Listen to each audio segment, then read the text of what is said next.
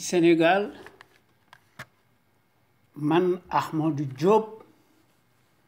seen fidèle chroniqueur hebdomadaire ak seen serviteur moo leen di nuyu ci sunu waxtaan wi ñu tuddee xew-xew réew mi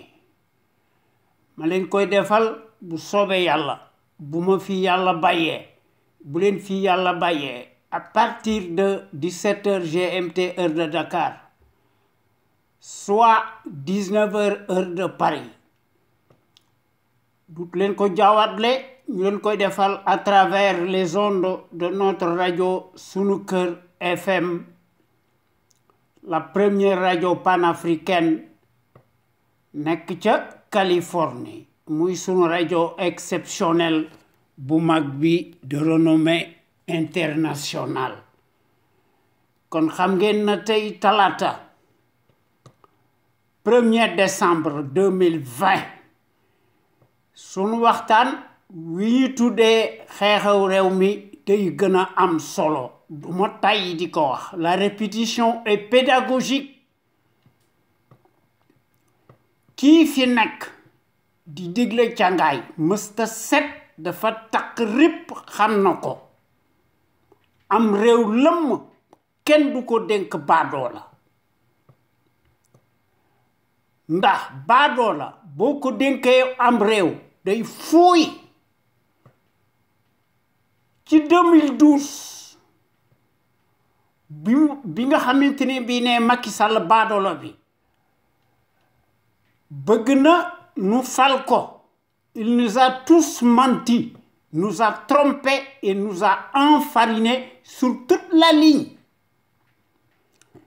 Kooku mooy un imposteur, un escroc de grand chemin, franc-maçon jusqu'à l'abîme.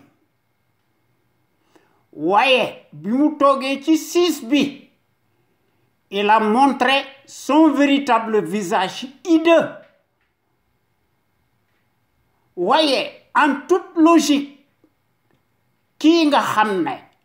dafa arriver au plus haut sommet de l'État sénégalais par l'esclandre de ces milliards de francs CFA volés dans des postes de nomination tànn sa bu la neex, kooku noonu rek la mën a gouverner par sa bassesse. Affaire ADN la, jikko la. Baadoola boo ko falee baadoola ni moom lay fal te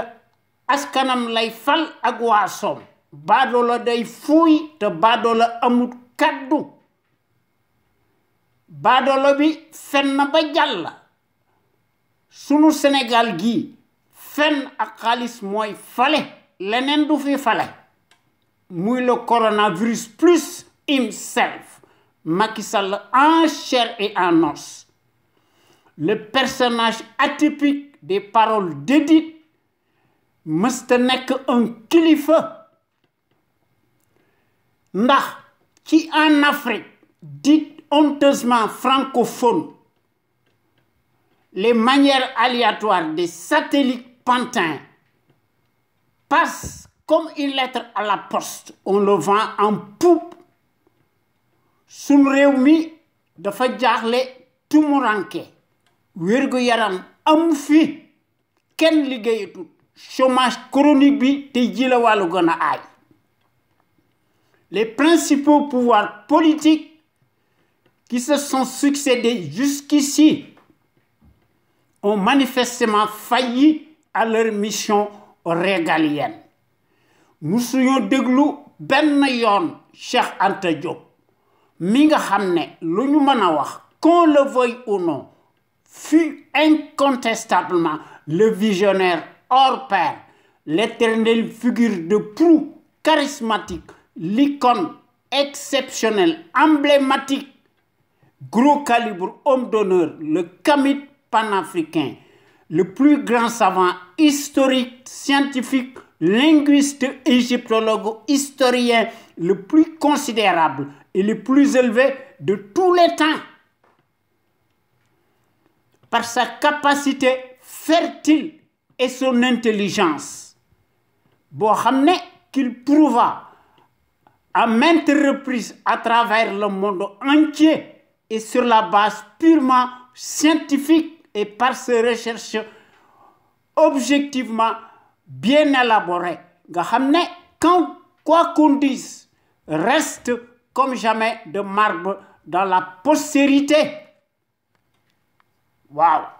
nga xam ne n'en déplaise aux falsificateurs historiques de tous les temps, Cheikh Anta Diop était en avance de plusieurs siècles sur ses contemporains. Voyez, bizarrement, les poupées nègres de services multimilliardaires, mercenaires, politicards, désertiques, des postes de nomination tànn sa bu la neex ñoom ci ay fen ci la ñu nekk ci ay rapines bokk nañ ci les plus nuls ndax sont nuls n'ont jamais fait aucune recherche scientifique. Waaw waaye nag dañ leen di jox une respectabilité de pacotille. Les médias de référence autoproclamés faiseurs de roi et d'opinion. Afrique ñooñu la ñuy déglu waaye baadoolo bi moo jël coupe bi muy Macky Sall nga xam ne dafa am une addiction à des décrets présidentialistes inflationnistes automatiques qui lui servent de gouvernance bancalement ethnique. Muy le potentat bii nga xam ne daf ko ñee vertement kon fekk abrogé wu la constitution moribonde qui a un caractère totalement blasphématoire, le mal endémique ira nécessairement en pis. Te loolu duma tay di ko wax ndax depuis 2012 ba tey jii une justice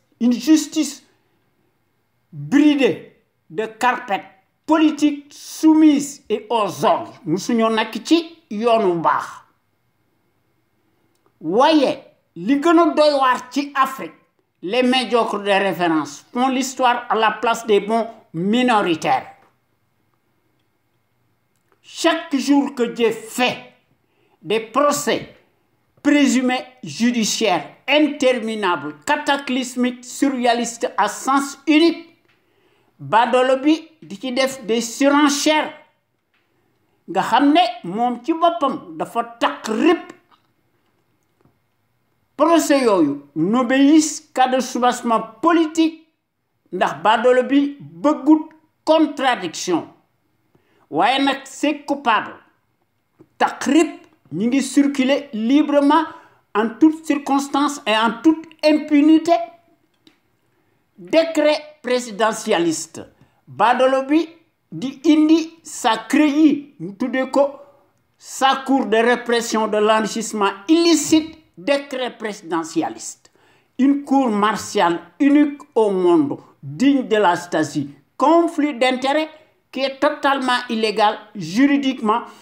moralement, cliniquement et politiquement, une arme politique de guerre confiscatoire à la démocratie et aux libertés fondamentales de conscience. Kooku mooy le prédateur tonitruant autocrate de la mécanique des décrets présidentialiste inflationniste qui loolu la nekk s'en fout de tout et piétine allègrement la liberté d'expression. Faalewut sunu réew mi di wax seen xalaat. Il n'en a cure bëggut séparation des pouvoirs te mi ngi insulté par-dessus tout et par devers le suffrage universaliste nga xam ne daf koy relégué au second plan. Sunu Sénégal gi wérgu yaram musu fee am nos hôpitaux dañoo mas a nekk des mouroirs à ciel ouvert kon ki nu amal affaire dafa nekk un absolutiste Machiavel traître dans l'âme jusqu'à l'abîme muy Macky Sall himself en chair et en os. Le multimilliardaire des postes de nomination multirécidiviste moo ëpp xaalis fuuf les présidents de la République des pays développés kon di fi wax de rafetal naan un gouvernement du peuple par le peuple et pour le peuple li fi nekk kay mooy nañu wax ne un Capharnaüm ou un amas de cafards et de vers de terre tribaliste baveux qui koy jiite muy le caïd putschiste clanique clinquant né l'homme de la surcharge pondérale du l'entonnoir colonial ou le caniche de l'Occident né de ko bandoum de la démesure et la débauche dont l'immoralité n'échappe plus au commun des mortels par sa lâcheté inégalable nga xam ne bés bu yàlla sàkk sans trêve sans répit ni retenue day indi ses propres lois uniques scélérates alors que bu ñu nekkoon ci pays bu am fayda civilisé politiquement dañ koy appliquer la même loi nga xam ne de éterniser wu en prison pour le reste de sa vie ñu jox ko des circonstances aggravées ndax mu bénéficier ipso facto et immanquablement d'une peine incompressible de 30 ans et plus pour multicrimes financiers, économiques et perte de ses droits civiques supposés. Nga xam ne muy Macky Sall mi nga xam ne qui emprisonne à tout vent par sa lâcheté muy utiliser la force publique di ci ëppal nga xam ne muy élaguer ses adversaires politiques qui lui font de l'ombre te buñ ko defoon noonu du fi nekk kon kooku baadoola la amul kaddu te amul worma dañ ko war a traquer ñu traîner ko dans la boue ñu amener ko à Rebeuss menottes au poignet place Macky Sall mësta nekk au palais waaye à Rebeuss loolu moo ci nekk waaye comme d'habitude yéen waa Sénégal ak sénégalais ak sénégalaises yi nekk ca biir réew ma ak sénégalais ak sénégalaises yi nekk ci bitim réew ñu leen di tuddee les sénégalais de l'extérieur suñ jàmbaar yu mag yi maa ngi leen di nuyooti te di leen sant te di leen gërëm ci déglu bi ngeen ñu déglu gàcce ngalama yéen waa Sénégal amu leen morom ñoo ngi jox njukkal aussi tous nos auditeurs ak sunuy auditrices góor ak jigéen mag ak ndaw fàttewuñu kenn te noo ngi remercier aussi les sentinelles ci Sénégal nga xam ne góor yi bu ñuy def seen waxtaan suñu waxtaan ñu tuddee ko l'info autrement ñu koy def altine ak alxames à partir de 16h GMT heure du Sénégal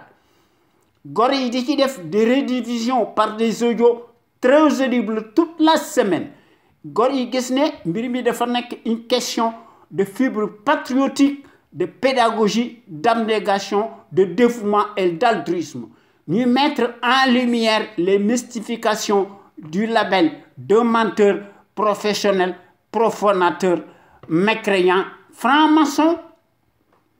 fàtte na les raisons exceptionnelles yi taxoon ñu fal ko ci 2012 à cause de notre étourderie généralisée à l'échelle nationale ñu faloon ko à défaut et par dépit nga xam ne kooku il s'est lamentablement métamorphosé en changeant comme si rien n'était kooku mooy le minable kleptocrate des horloges agitateurs traîtres teignant en place amul benn mérite te amul benn scrupule te amul benn lueur d'humilité peu ou prou te amul benn moralité boo xam ne mën na ko couvrir il le sait lui-même dans son fort intérieur qui est en totale putréfaction. Macky Sall himself est un accident de l'histoire. Macky Sall est plus dangereux qu'une enzyme. Toute sa politique daf ko teg ci ay tappale ay njublan mu teg ko ci ger yaakaar ne mën naa garder le pouvoir waaye nag il s'appuie nécessairement sur ses justiciers politiques qu'il considère comme ses armes de guerre waaye gor yi wax ci à travers les ondes de notre radio sunu kër FM bu ñu paree ci sunu waxtaan ñu indi beneen waxtaan ñu tuddee ko en toute objectivité ñu indi beneen waxtaan ñu tuddee ko la voix des jeunes dimanche bu nekk maanaam baatu ndaw ñi ak yoonu ndaw ñi gor yi di ci indi seeni réflexion prodigieuse de haut niveau yoo xam ne ci seeni intelligence ñu koy prodiguer sénégalais yi ak sénégalaises yi à travers les ondes de notre radio Sunu Kër FM, la première radio panafricaine exceptionnelle de renommée internationale nekk ca Californie nga xam ne ñun ñi nga xam ne ñoo nekk ci conscience patriotique pour le changement xam sa réew bëgg sa réew jëriñ sa réew sunu existence li ko waral mooy pour ñu tabaxaat sunu réew mi nga xam ne sunu Sénégal gi nekk un état régalien un pays de droit séparation des pouvoirs am fi une justice impartiale am fi et non soumise nga xam ne sunu Sénégal gi contre-pouvoir am fi sunu Sénégal gi libre lépp lu muy def mu def ko ci coobarey boppam ndax ñépp xam nañ ne sans la liberté kenn mënut a tabax dara lu jag waaye l'envoyé spécial colonial attitré en Afrique et accrédité à Dakar lu mu wax génn ca te loolu moo taxoon ñu faloon ko ci suñu étourderie ci 2012 waaye nag gis nañu ndax depuis lors à nos jours noo ngi assisté à une république des scandales et ses casseroles torrentielles avec le summum d'une dictature qui tourne en plein régime intégralement négationniste d'apartheid nga xam ne ci parjure cataclysmique ci la ñu nekk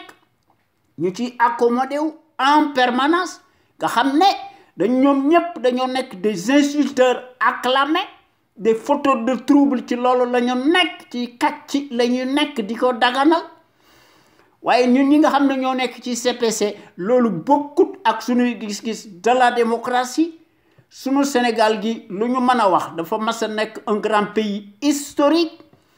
au point de vue du savoir pluriel et de la morale éternelle en puissance waaye la servi bii fi nekk day occulter la dépendance dynamique coloniale muy Macky Sall le champion de la rupture aléatoire et de la corruption et de la pagaille nga xam ne démb une certaine presse qui s'est déchaînée pour un oui ou pour un non et de façon péremptoire abusive nga xam ne ñoom dañ daan saaga régime Abdoulaye Wade qui en avait naturellement pour son grade été traité de tous les anathèmes du monde et de tous les péchés waaye curieusement bi pënd wuree la même affluence répugnante nauséabonde dañoo changé curieusement seeni po waaye dañuy garder seeni nature te li ci gën a doy waar dañuy crypter les discours du farandole Macky Sall nga xam ne bu dee sàcc alalu sunu réew mi muy guerre les consciences abîmées la même servilité dañuy changer seeni tonalité ak seeni sémantique ndax ñemu ñoo wax li ñu bëgg a wax waaye préfère parler de gros morceaux péchés kon presse boobu day participer directement à la corruption te corruption crime la kooku mooy Macky Sall mi nga xam ne ci loolu la masa nekk ndax dafa joxe ay gage ndax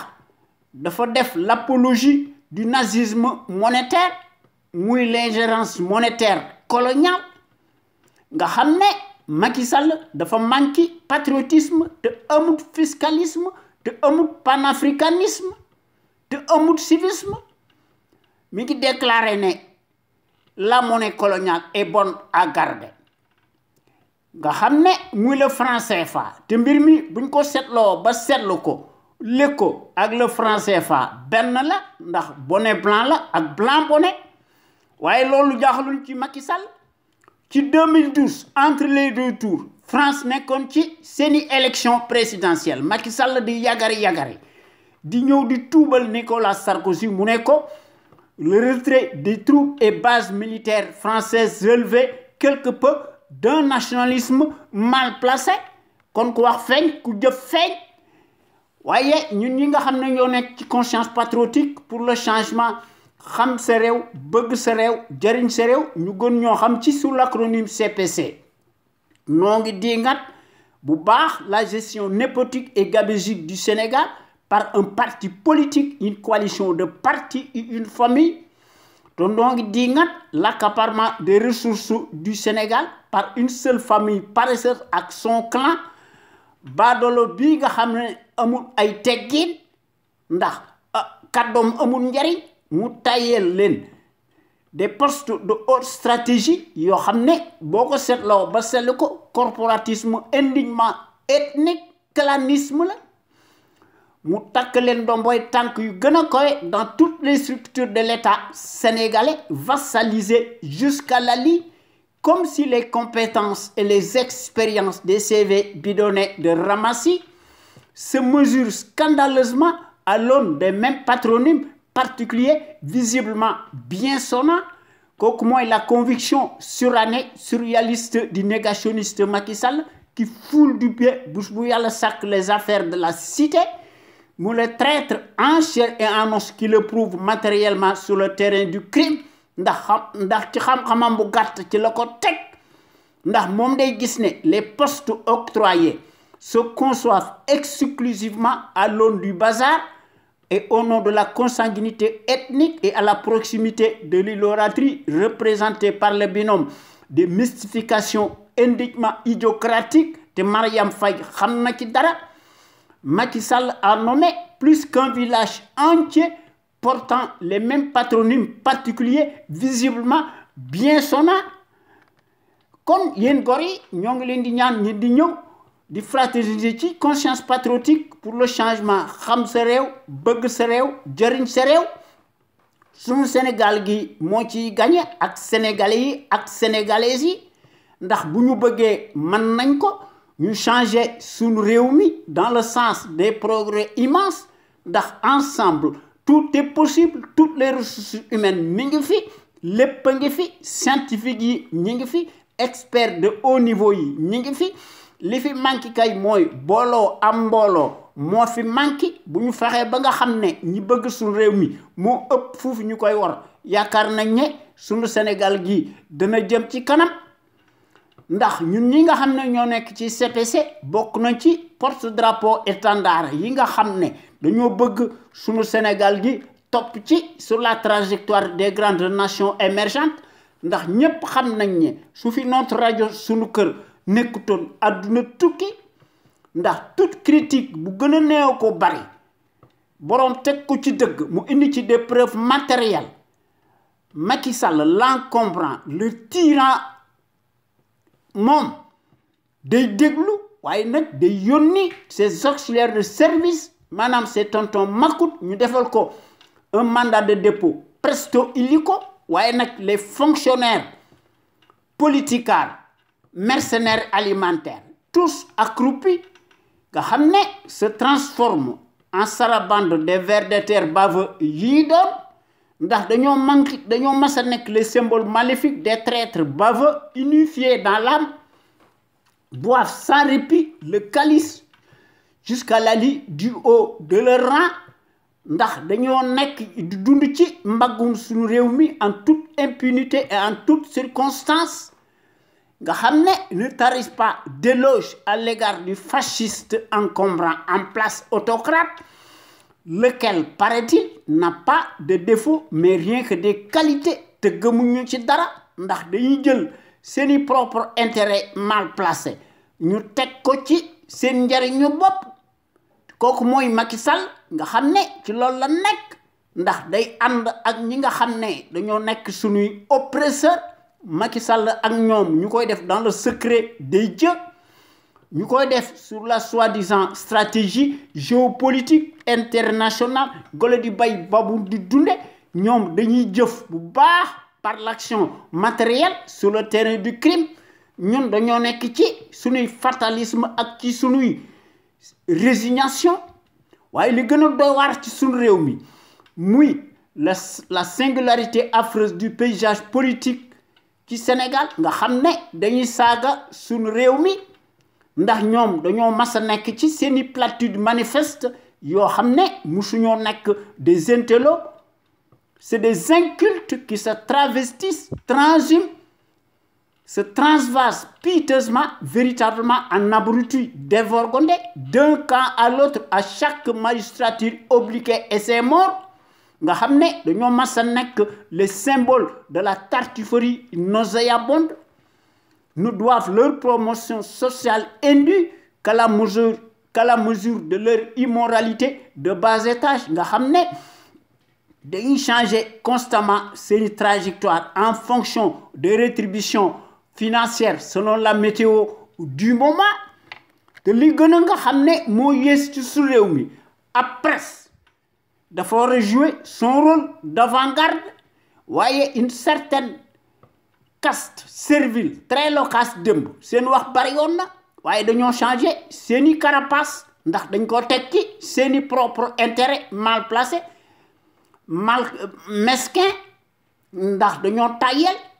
L'aide à la presse est passée par là te loolu corruption la. Waaye la misère galopante et le chômage endémique bii nga xam ne l'augmentation des denrées de première nécessité et les coupures intempestives récurrentes du courant électrique xuy kamaj foo ko takk wees na ko ndax day atteindre des proportions démesurées, sans compter nag les factures de complaisance et le manque d'eau potable.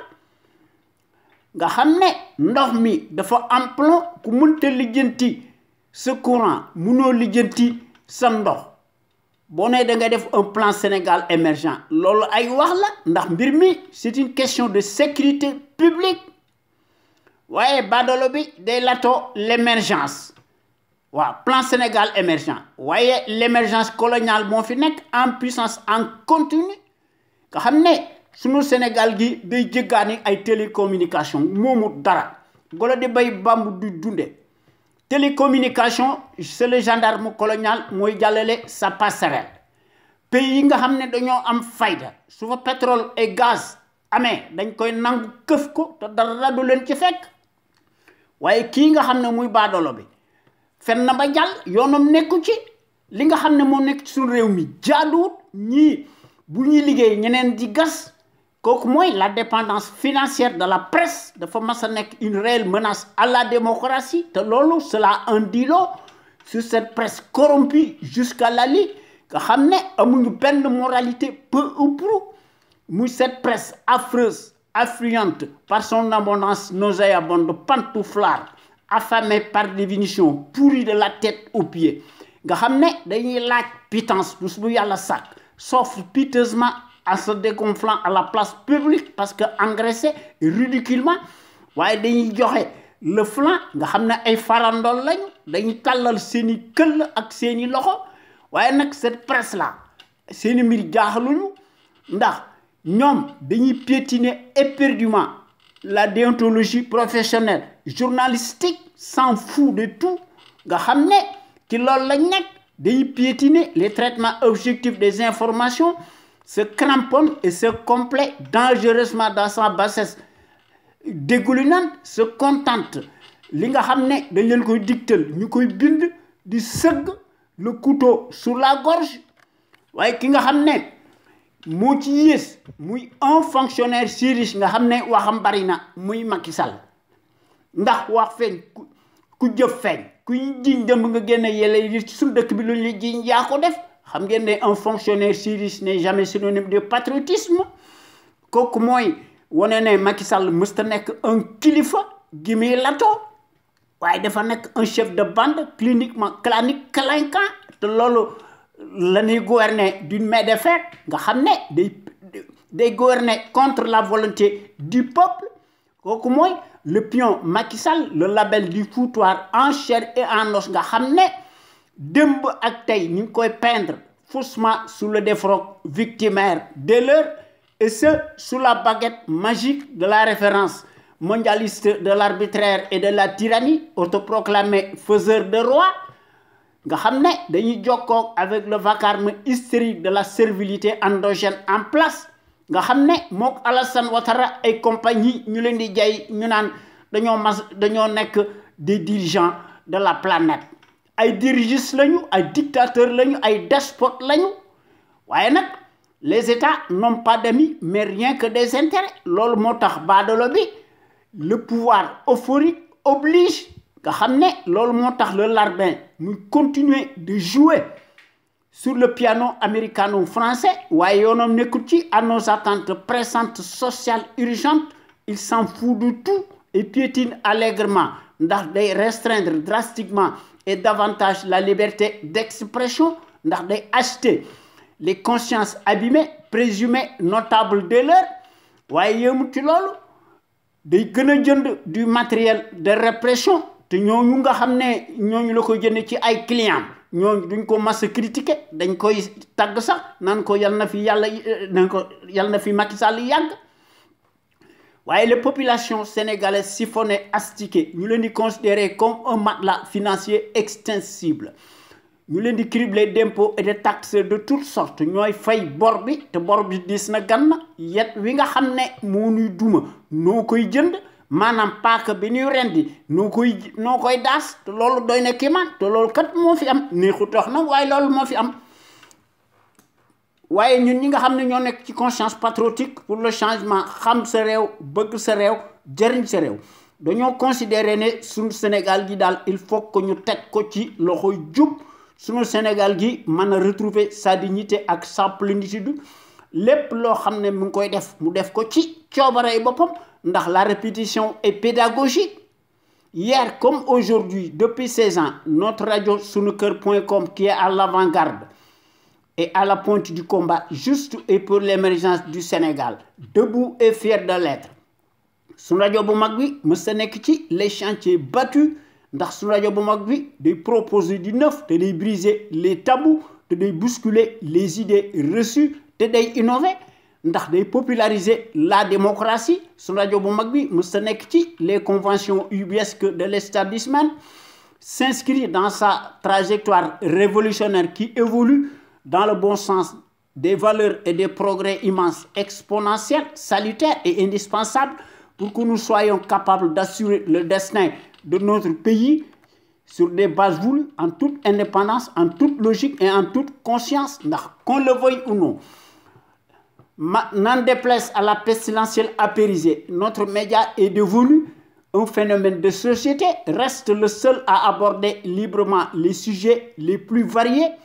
qui sont considérés comme la loi de l'omerta, en particulier la gouvernance politique, bancale, ethnique, que les médias serviles du service public, ña fa nekk ñoo fa mas a nekk te loolu moo am ci la maison présumée de la presse, loolu moo am ci APS, loolu moo am ci RTS, la radio télévision Racine Talla Macky Sall, loolu moo am ci sur le journal Le Soleil jant bi yaa xam mbay day xarmat transhumant bu mag la waaye nag day saaga toute la presse privée presque daanaka tous passent au peigne fin tous arrimés et deviennent de facto des instruments alimentaires politiques soumis aux ordres monopolisés par le pouvoir calamiteux tortionnaire usurier dañuy xam noppi di sëgg ndax mënuñu ndax nekkuñu amuñu patriotisme te amuñu civisme ndax ci loolu noonu la ñu mën a mel waaye nag notre rajo sunuker.com mooy mottali seeni ndëngate te loolu gis nañ ko tant par la qualité des informations qui sont largement publiées à travers notre site sunuker.com que par les analyses pertinentes des sentinelles sénégalaises nga xam ne muy góor yi nga xam ne ñooy wax ci sunu rajo bu mag bi l'avant-garde du civisme et du patriotisme te loolu noo ngi koy def en toute humilité te loolu dafa nekk une exclusivité de notre site sunuker.com ak sunu rajo bu mag bi nga xam ne moo nekk notre radio panafricaine de renommée internationale nekk ca Californie. Vous ne trouvez nulle part ailleurs de telles informations capitales utiles, les plus importantes, si diverses et variées par leur qualité, surtout nag celles qui relèvent incontestablement de la géopolitique, qui contraste parfaitement avec la platitude manifeste de la servilité en place nga xam ne dañ fee nekk di daganal le bilan chaotique du négationniste ethnique, révisionniste et dont l'immoralité maraudante sans égal, exceptionnelle et substantielle à son taux d'ADN te loolu jaaxalunu de la part d'un professionnel menteur, professionnel profanateur mécréant à la matière qui ment plus qu'il ne respire sunu Sénégal gi du génn ci mbënd mi et de la pénombre et du guêpier infernal nga xam ne badolo bi mënu ko teg depuis 8 ans ëpp na nañ ko wàññi. Il faut que ñu régler le compte du traître Macky Sall himself en chair et en os et sa bande de fripouilles alignés nga xam ne suñu rajo bu mag bi nga xam ne gore ci nekk ñoom ñëpp dañoo nekk des intellectuels d'hommes et de femmes possèdent tous nga xam ne ñoom ñëpp dañoo nekk de gros calibre doués en matière grise s'expriment en toute logique en toute connaissance de cause et en toute conscience nga xam ne dañuy démontrer magistralement seeni capacité intellectuelle ndax ñoom ñëpp dañoo nekk des têtes bien pleines ndax dañuy décortiquer di décrypter l'actualité nationale et internationale et qui font part de leur expertise sur les produits toxiques chimiques notamment nag les faits divers scientifiques sanitaires sociaux religieux et politiques sans oublier nag les incivilités patentes dont sont coupables les politicards véreux qui ont manifestement failli à leur mission régalienne ndax dañuy gën a ubbi di gën a ubbeeti la boîte de Pandore à certains citoyens égarés par leur manque de conscience nga xam ne dañuy soulager wu publiquement et piteusement aux abords des bâtiments waaye notre rajo sunu kër nga xam ne moo nekk notre rajo la plus populaire reste nag comme jamais l'éternelle cheville ouvrière des sentinelles sénégalaises aux vérités implacables aux bras d'acier et qui font constamment preuve d'analyse pertinente sans complaisance ne souffrant d'aucune ambiguïté sur la chose publique nga xam ne sunu Sénégal gi soo ubbee l'actualité politique bi da ngay rus te da ngay jommi ndax l'actualité politique bi day seen te day siit ndax day gën a abondante de plus en plus duñu xam fan la ñu commencé ak fan la ñuy teer waaye ñun ñi nga xam ne ñoo nekk ci conscience patriotique xam sa réew bëgg sa réew jëriñ sa réew li nga xam ne daal moo ñu yitteel daanu fexe ba unir rassembler autant de patriotes sénégalais ak sénégalaises autour d'un idéal commun ñun ñëpp nag ñu indi ci suñuy détermination ñu indi ci patriotisme indi ci civisme ku ne indi ci sa xalaat bu rafet ñun ñëpp ñu indi ci un par un suñuy ténacité ñu boole ci nag la démocratie participative à l'échelle nationale li nga xam ne moo jëli wu mag wi muy la clé de voûte maanaam la volonté politique de chaque sénégalais ak sénégalaise sunu Sénégal gi nekk le phare de la démocratie plein développement économique politique militaire financier am fi sunu soldats si ñu jox leen moyens yu takku extensible ndax ñu mën a assurer la sécurité de nos frontières aériennes ak terrestres nga xam ne ñu mën a assurer la liberté de circulation des biens et des personnes ndax ku lay dimbale nag day ëmb sa sangal waaye jàngkat bu mag bi fi nekkoon de kenn du ci wax aw turam muy Cheikh Anta Diop nga xam ne qu'on le veuille ou non moo nekkoon le visionnaire hors pair l'éternelle figure de proue charismatique l'icône exceptionnelle emblématique le gros calibre homme d'honneur le kamit panafricain le savant historique scientifique linguiste égyptologue historien le plus considérable et le plus élevé de tous les temps nga xam ne gis nañ ko ci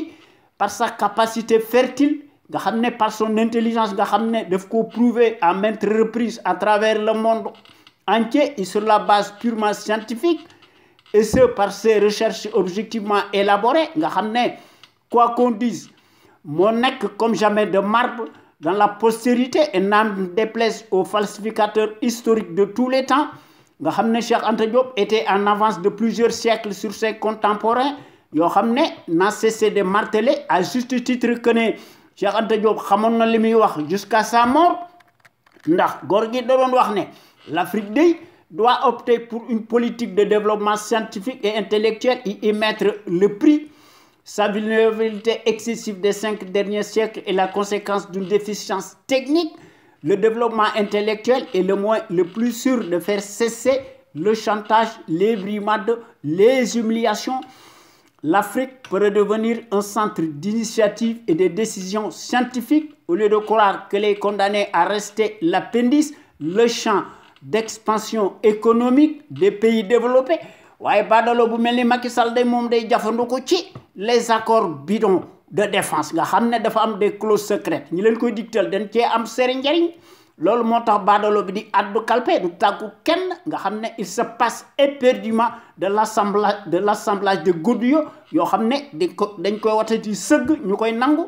manam conflit d'intérêt te loolu affaire monarchie la nga xam badalo buñ doon wax monarchie mom du fi nek ndax yaakar naa ne ñaanu ko yàlla buñ doon wax ne dañuy def ay primaire da ngay xare bo ci dé baxna yaakar naa ne badolo leen du ci bok loolu taxna kon nu nek ci suñu combat légitime kon il faut que nous réformer impérativement le régime présidentiel prédateur moribond ñu remplacer ko par le régime parlementaire bi fi nekkoon leneen lu nu def day nek lu dul un coup d'épée dans l'eau suñu dëkk bi nañ ko gëna tabaxat gën ko redemoler ndax ñu indi fi des principes démocratiques et des institutions fortes inviolables respectées par des patriotes sénégalais imbus de la fibre d'honneur nga xamné bonne gouvernance irréprochable am fi nga xamné régime parlementaire nga xamné su fi nekké président de la République day nekk lu dul un symbole te loolu dafa nekk liggéey bu reuy bo xamné kon il faut que ñu créer les conditions obligatoires bo xamné bonne gouvernance politique, économique, saine, transparente, financière, attentive, et ce, sur la base de nos intérêts nationaux, vitaux et légitimes de la nation sénégalaise. Pour toutes ces raisons, il faut que nous teccions sur nos réunis de véritables sentinelles sénégalaises charismatiques, de manière qu'elles soient en mesure nous créer une impulsion dynamique. Cela étant dit, il faut que nous cultivions le patriotisme,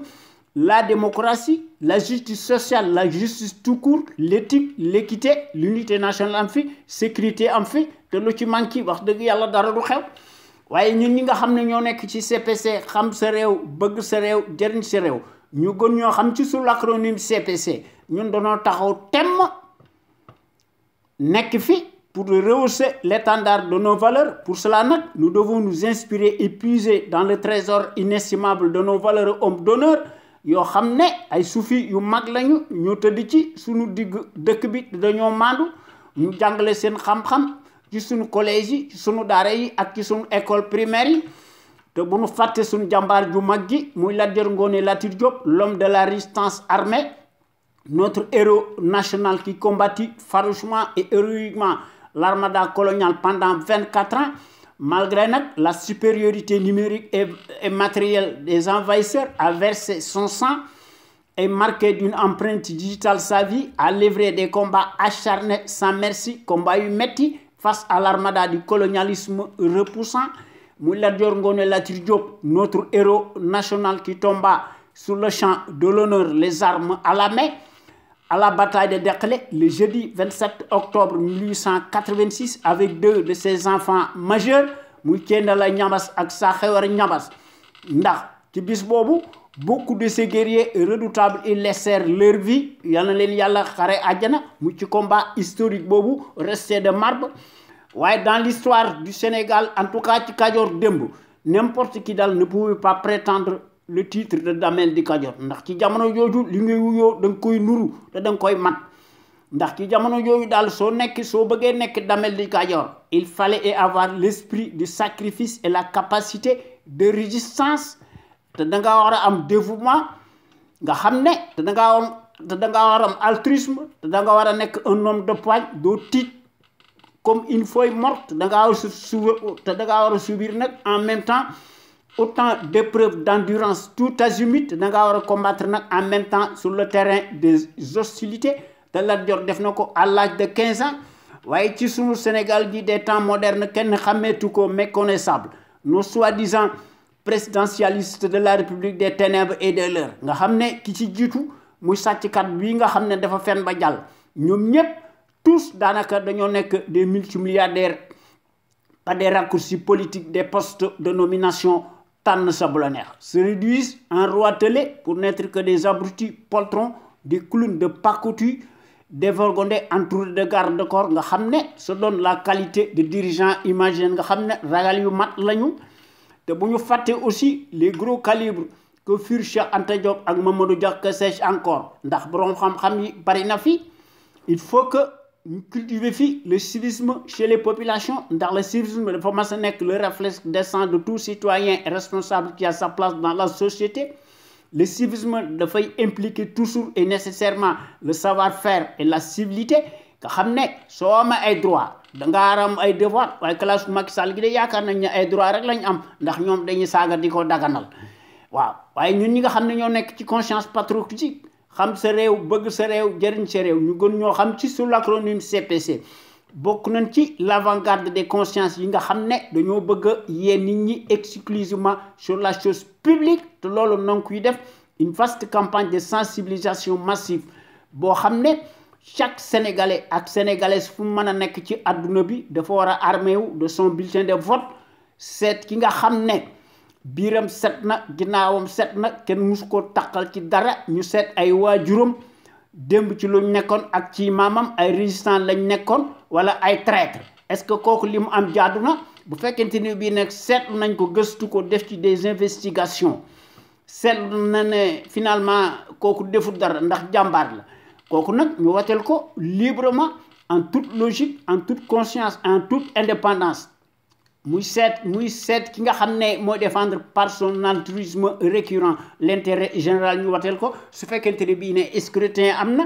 waaye day loolu du ma taay di ko wax baadoolo bi de moom muy Macky Sall ay carte de moo tax mu falu waaye day ay carte du ko fi jëlee waaye nag fen na ba jàll ndax bi mu toogee ci siis bi dafa lank kandaare ab saay-saay noonu ngay defee un traître noonu ngay defee un workat noonu ngay defee kon il faut que ñu génn ci suñuy convention nga xam ne il faut que ñu seet d'autres paramètres distincts des circuits électoraux moo gën a gaaw ndax la ligne droite est la plus rapide gaw mën a day baadaloo bay ay carte moo ko fi jëlee ndax Macky Sall est réfractaire à la démocratie ndax Macky Sall day piétiner allègrement le suffrage universaliste kon il faut que ñu génn ci suñu convention ubiesque ñu contraindre ko bon gré et ou malgré mu mën a abdiquer lui-même mu neex ko mu naqari ko ndax baadoolo yu mel ni Macky Sall moo Alassane Ouattara dañuy gis ne l'issue des scrutins de pacotille ñu ngi koy jouer nécessairement dans la cour des voleurs en bande organisée ndax dañuy gis ne day nekk lu dul une simple formalité administrative qui passe comme une lettre à la poste kon sunu Sénégal gi du mën a échapper aux contingences mondiales obligatoires spécifiques à chaque peuple ndax sunu Sénégal gi mën a yilif boppam lépp lu muy def mu def ko ci coobarey boppam te loolu notre rajo sunu kër FM la première radio panafricaine nekk ca Los Angeles moo nekk notre rajo la plus crédible par son patriotisme actif ndax sunu rajo bu mag bi dafa am des qualités exceptionnelles ndax la qualité est avant tout un état d'esprit qui vise à l'excellence yokkute am fi ci jëf ak ci jikko woon ko askan wi bu leer naññe te loolu la sunu rajo bi am ak góor yi nga xam ne dañoo mas a nekk de véritables sentinelles sénégalaises qui s'expriment librement en toute logique en toute indépendance et en toute conscience sur des bases voulues ndax ñooy mottali par leur esprit alerte la bassesse et la médiocrité d'une certaine classe politicarde plutocrate multimilliardaire des raccourcis politiques ndax sentinelles sénégalaises yi nga xam ne qui s'expriment librement à travers les ondes de notre radio sunuker.com ñoom ñëpp dañoo am une logique crédible patriotique nationaliste bien placée yoo xam ne ñu ngi koy distiller peu à peu dans les consciences sénégalaises pour que sunu Sénégal gi aille de l'avant ndax sunu Sénégal gi topp ci sur la trajectoire des grandes nations émergentes nga xam ne ku leen tooñ ñu duggaale ko yow ba mu saf te loolu sunu rajo sunu kër wane na ko ndax quant à elle historiquement et présentement elle est par définition la référence exemplaire et à la différence d'une certaine caste servile achetable de référence s'accommode mécaniquement et hystériquement par la désinformation et la manipulation, n'agit qu'au doigt et à l'œil du régime capitulaire négationniste et de son chef valet, menteur professionnel, profanateur, mécréant, franc-maçon, nègre de service en place muy Macky Sall. Ndax notre radio sunuker.com fidèle à elle-même bu ndey wax dëgg rek dans sa ligne éditoriale qu'on lui connaît reste nag le rempart de la démocratie réelle qui porte par excellence la marque du support médiatique sénégalais, le plus libre pour son indépendance plausible par rapport à un exécutif corrompu, juge et parti impulsif et qui dicte par devers et par-dessus tout sa loi arbitraire au nom de la tyrannie pour faire taire toute voix discordante des opinions libres. ndax sentinelle sénégalais yi nga xam ne ñooy wax ci kaw wuute na ñoo politikaat yi nga xam ne dañuy tàllal seen i këll ak seen i loxo di wax ak baadalo bi di ko sarxu ndax dañoo am ay insuffisance waaye gor yi nga xam ne ñooy wax à travers les ondes de notre radio sunuker.com nekku ñu rek di sànni ay xeer du wax di wala di wax lu leen neex ñoom ñëpp dañuy proposer des solutions concrètes pérennes tangibles et idoines ndax ñu mën fee tabax un véritable Sénégal émergent totalement opposé à celui des menteries inflationnistes fascistes ndax sentinelle sénégalais yi wax dëgg yàlla ci loolu lañ nekk tey nag noonu wax ci sunu teemu tey bi muy Macky Sall ndax ku ne am ci ta grille de lecture ndax loolu aussi bokk na ci démocratie daanaka sax mas nañ koo wax waaye dañ koy gën a yokk rek ndax ku ne am ci sa xalaat kon nañ wax ci Macky Sall maanaam nañu def focus sur un pire traître prédateur qui est connu le Sénégal te lii musu fay am c'est une première dans l'histoire au Sénégal muy Macky Sall le casseur du siècle au Sénégal ne da ko bandum dafa fuuy ndax baadoola yi ci loolu lañ nekk ndax je sais de quoi je parle car je connais le sens et le poids des mots que j'utilise maanaam le mal absolu du Sénégal veut laver à grande eau ses mensonges et ses moultes trahisons muy Macky Sall te kooku buñ ko seetloo ba seetlu ko c'est le propre de tout traître qui le prouve sur le terrain du crime maanaam mbir mi buñ ko seetloo ba seetlu ko l'euphorie du pouvoir de leen di rendre fou et pour cause kooku mooy bien entendu l'envoyé spécial colonial attitré en Afrique et accrédité à Dakar muy Macky Sall himself l'arriviste guignol ni plus ni moins leneen amu fi ndax loolu la ndax lu jiwu jeexul jógu fa nag inventé lu dara les faits parlent d'eux-mêmes alors faisons donc focus sur la nature insolite d'un aventurier bluffeur mythomane qui s'est transmué peu à peu en prédateur bandit financier de grand chemin opportuniste de classe exceptionnelle qui fit peint faussement sous la défroque victimaire des leurs en 2012 et ce sous la baguette magique de la référence propagandiste mondialiste de l'arbitraire et de la tyrannie autoproclamé faiseur de roi et d'opinion ndax ci loolu lañ nekk ba nëga ni seeni intérêt état dong la ñuy défendre musuñoo défendre ni la démocratie ni la liberté ni les droits humains maanaam te presse yooyu nga xam ne ñoo nekk ci àdduna bi laquelle était en jointure jusqu'à aujourd'hui avec le vacarme hystérique de la servilité endogène en place ñooy assurer la tête baissée le service après-vente de la malgouvernance ne de ko bandum d'un écosystème en vase clos d'apartheid loolu moo am ci Sénégal te loolu dafa nekk un sujet tabou boo xam ne wërta nekk loolu mënta nekk la loi de l'omerta voilà te loolu mënta nekk une offense quelconque ndax le nègre de service dañuy jafandikoo ci l'article 80 nga xam ne dañ leen ko digtal ñi leen koy digtal loolu duñ ko def ci seeni dëkk kon le droit international buñ ko seetloo ba seetlu ko affaire naxaate la affaire surga la parce que du benn maanaam derrière le menteur professionnel de son espèce se cache en réalité un vulgaire prédateur incurable digne de son rang mortifère dans l'âme jusqu'à l'abîme qu'il n'y paraît c'est cyniquement gloutonné et ce sous l'autel des rapines et des raccourcis politiques des postes de nomination tànn sa bu la neex muy Macky Sall nous a grugé nous a trompé avec prouesse nga xam ne surtout ci Abdoulaye Wade son bienfaiteur son ex-mentor qui ne se doutait de rien alors comme un taciturne de son rang il a donc gravi miraculeusement un par un tous les échelons et amassé son patrimoine immobilier et une fortune gigantesque si colossale en quelques années contraste parfaitement avec l'indice de son salaire waaye nag bi mu toogee ci siis bi wane na jikko ju ñaaw ji nga xam ne moo nekk ci moom car celui qui prétend faussement incarner la rupture fait le contraire de ce qu'il affiche publiquement n'est jamais à l'endroit mais dafa nekk l'envers du décor quoi que l'on puisse dire nga xam ne fait partie des pires dictateurs africains incorrigibles à l'échelle continentale francophone larbinisée loolu moo am ci Afrique des seigneurs de guerre ndax celui qui traque élague un par un tous ses adversaires politiques mu leen di zisailler en les traînant dans la boue mu leen di réduire au silence sans merci par sa justice de carpette politique aux ordres dispose de plusieurs entreprises d'écran nga xam ne Macky Sall moo nekk le véritable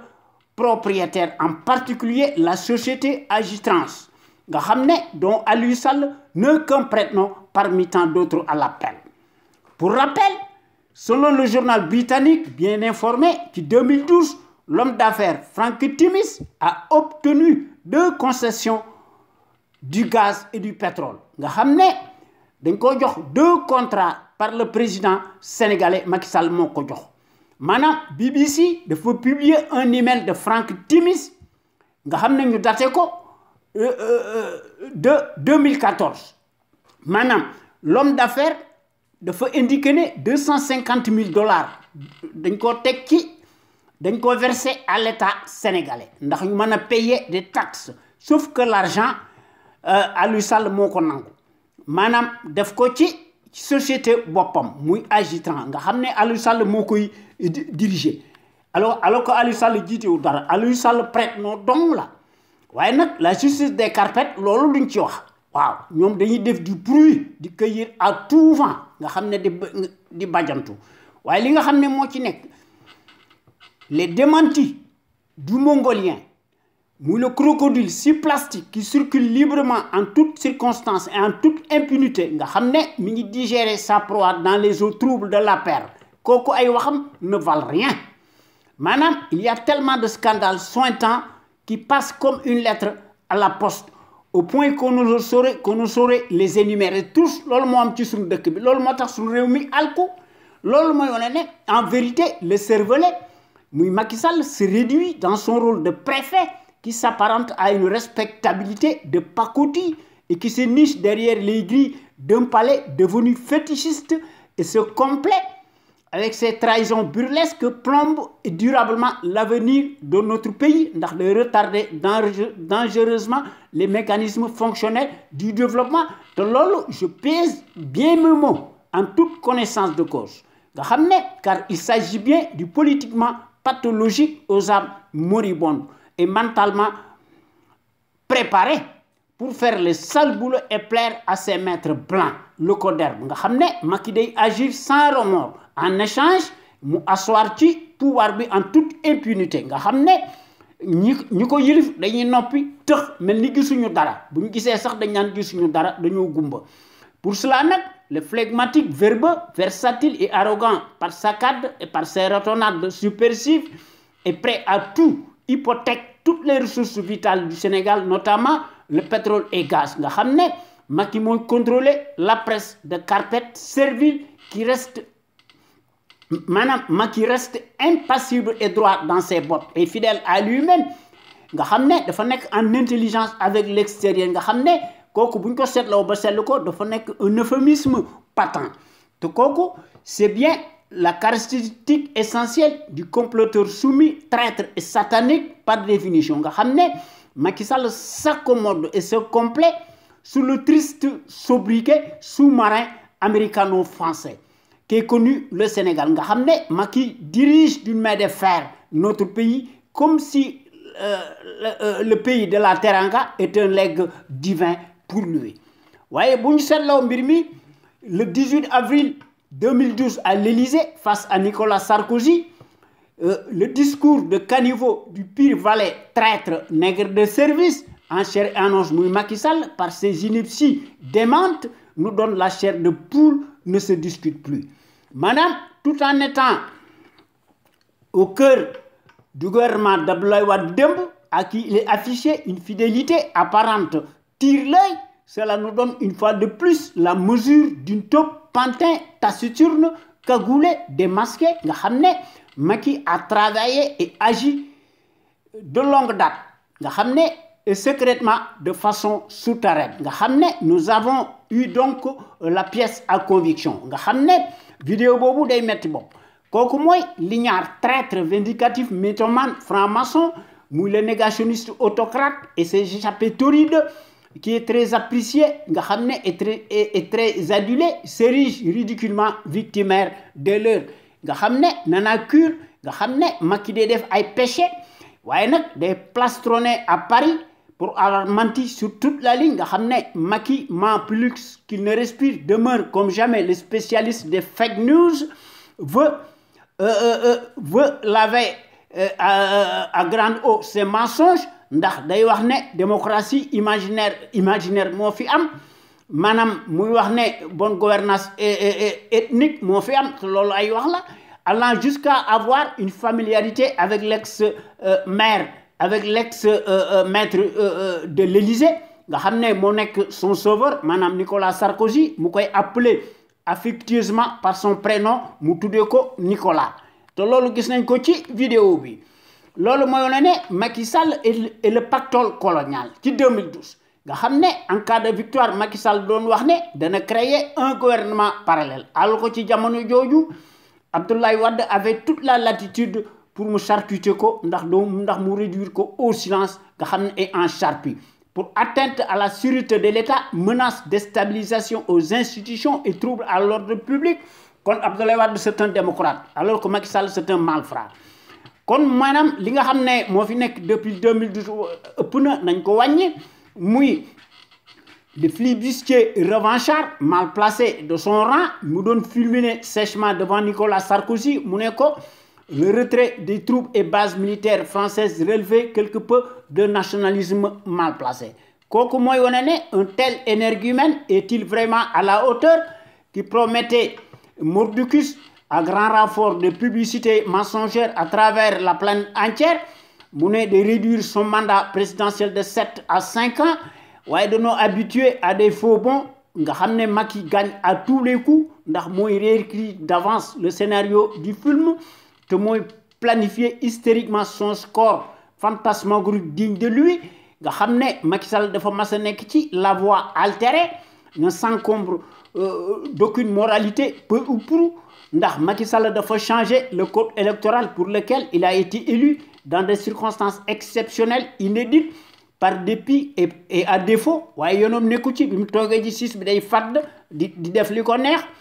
nga xam ne beaucoup d'eau a coulé sous les ponts depuis waaye Macky Sall yëmul ci loolu Macky Sall day fouler du pied le calendrier républicain des locales et des législatives nga xam ne Macky daf ko reporter sine die kenn xamul kañ la waaye puis encore le tourniquet entretient le doute le faux suspense en 2024 ndax dafa bëgg a daganal son troisième mandat qui est totalement illégal politiquement juridiquement et cliniquement kooku ndax dafa bëgg a topp ci tànki Alassane Ouattara waaye pour les despotes africains la durée du mandat présidentiel ça se discute à la place publique kooku mooy le cas du fourbe qui n'a aucune parole muy Macky Sall ndax qui peut compter les crimes physiques politiques, économiques et financiers nga xam ne sont jamais élucidés peu ou prou dont Macky Sall himself le seul comptable devant l'histoire. Et la misère chronique, endémique, continue plus belle que jamais. Et pendant que l'homme de la surcharge pondérale s'engraisse de plus en plus avec son clan, y compris sa propre famille immédiate paresseuse, les jeunes Sénégalais valides désorientés, désespérés et à la recherche d'un hypothétique Eldorado ou d'un mirage imaginaire, prennent le large au péril de leur vie, bravent les terres et les mers, se noient par milliers dans les océans, ne suscitent aucune émotion, si ce n'est des larmes de crocodile de la part des élites farandoles, fantoches, dont le minable est au premier rang des incultes désertiques muy Macky Sall ndax ci loolu la nekk ndax faalewut sunu réew mi ak ñi ko fal waaye nag danaan ma tey li nga xam ne moom la ñu war a retenir du régime présidentiel prédateur c'est son caractère monarchique et ses pouvoirs exorbitants blasphématoires autoritaires voire totalitaires kooku mooy la clé de voûte de la tyrannie puisque le maître absolutiste des horloges y trouve nécessairement une aubaine nga xam ne day mettre en avant ses propres intérêts mesquins mal placés ndax day imposer ses lois liberticides nga xam ne daf koy entériner via son assemblage de godillots de services et de sinécures nga xam ne buñ seetle lois yooyu sont manifestement source de conflits d'intérêts et d'escroquerie et de banditisme ndax mu mën a gouverner en toute impunité en même temps Macky protège ceux des intérêts colonialistes lesquels assurent par le truchement des accords de défense nga xam ne mbir moom bu ñu ko seetloo ba seetlu ko sont source dans une certaine mesure d'ingérence directe dans nos affaires en échange nag les entreprises coloniales dañuy obtenir des faveurs et sans appel d'offres tendant à corriger leur récession permanente du capitalisme international kon mbir mi bu ñu ko seetloo ba seetlu ko c'est une habileté savamment élaborée nga xam ne loolu moo fi nekk waaye nag bu ñu fàtte ne Senghor aussi moo nekk le poète de la négritude politique paix à son âme nga xam ne moo instauré le régime présidentiel prédateur et à la base de tous nos ennuis quoi que l'on dise qu'on le veuille ou non ndax loolu kat moo ci nekk kon ki nga xam ne dafa nekk un boucanier sans éthique ni équité muy Macky Sall nga xam ne a eu du culot par son verbatim creux nga xam ne au discours à l'emporte-pièce a été démasqué 4 ans plus tôt nga xam ne est pris constamment en flagrant délit à maintes reprises a été décoré étrangement de la Légion d'honneur française en mars 2008 dans les jardins de l'ambassade de la France à Dakar sans le consentement de l'État sénégalais et pour quel service rendu nga xam ne Macky Sall dafa attaché wu ci colonialisme et s'accommode mordicus au colonialisme soft tente de justifier l'injustifiable waaye de rendre l'ascenseur à son envoyeur par son nombrilisme suffocant kon en vérité les prétendus accords de défense et la soi-disant lutte contre le terrorisme invisible dans le ciel sénégalais dégagé de toute erreur servent de prétexte à l'expansionnisme versus France-Afrique kon boo gaañi maa ngi lay jox rendez-vous talaata bi di ñëw ci sunu waxtaan wi ñu tuddee xew-xew réew mi ñu leen koy defal à travers les ondes de notre radio Sunu Kër FM la première radio panafricaine nekk ca Californie muy sunu rajo de renommée internationale jërëjëf et merci